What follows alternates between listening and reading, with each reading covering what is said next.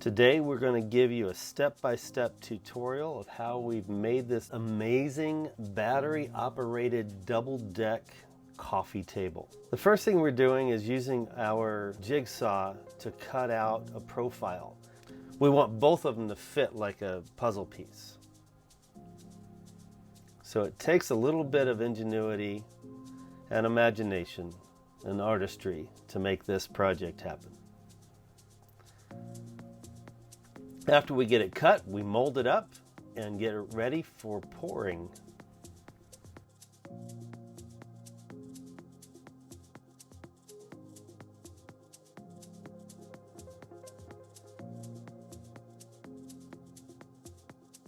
We use Stone Coat Epoxy. We found that to be the best in the market. The first layer is going to be a little bit lighter so that we can have the light shine through. The next step, we're going to mix up a little bit darker gray. This is actually gunmetal.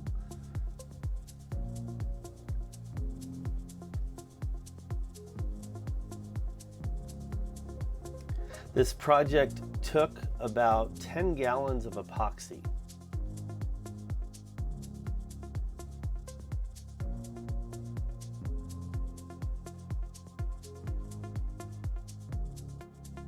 After we get the rivers filled, we start to seal coat the walnut and all of the cracks that this comes with, which adds to the uniqueness of the project.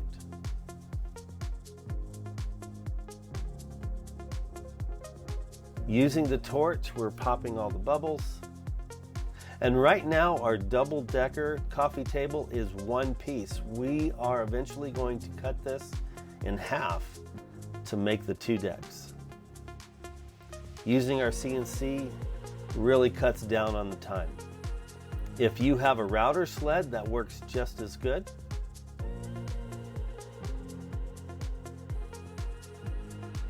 Next in the process is sanding it all down, sanding it flat. This is the top of the project.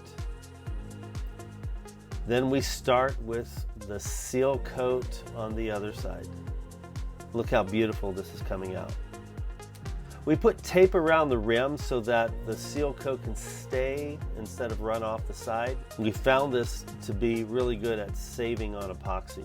We wait for it to get tacky before we take the tape off, then it flows over the side slower and does a better finish. The next step is routing out the bottom for the lights. We're going to be recessing a piece of 1/8 inch plywood for the bottom. Rounding off the corners, getting ready to route a round nose on all the edges.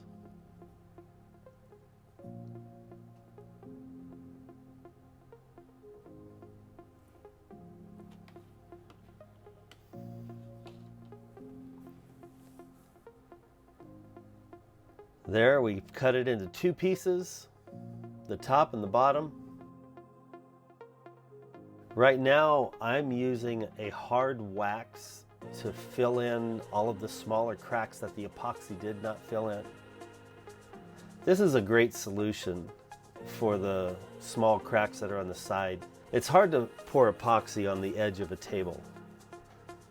So we continued this process until all of the cracks are filled.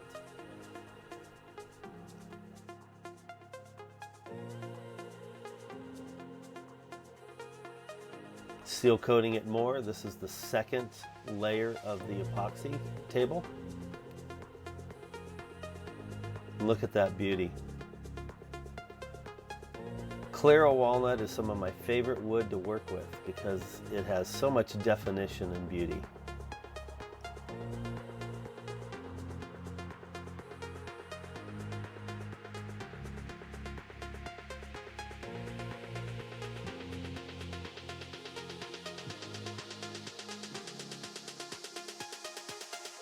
What we're doing now is routing out a channel for the lighting, and the lighting has to be far back from the epoxy so that you don't see the individual diodes of the lights.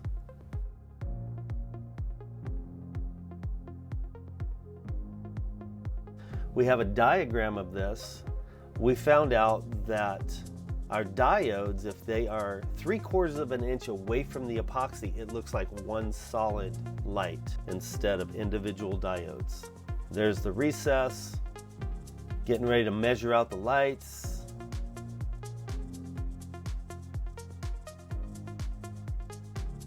Making them stick, wiring them up. We use LED diode for our light company. They are a US-based company,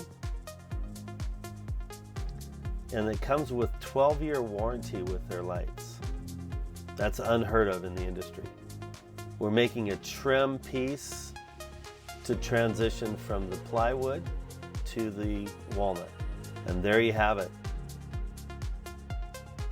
The next step is our client wanted 2 round pieces to accent his coffee table. He had baskets that this was going to fit over. Goes through the same process, with one difference of the rounds. These are not going to light up. They're just going to be wood and epoxy.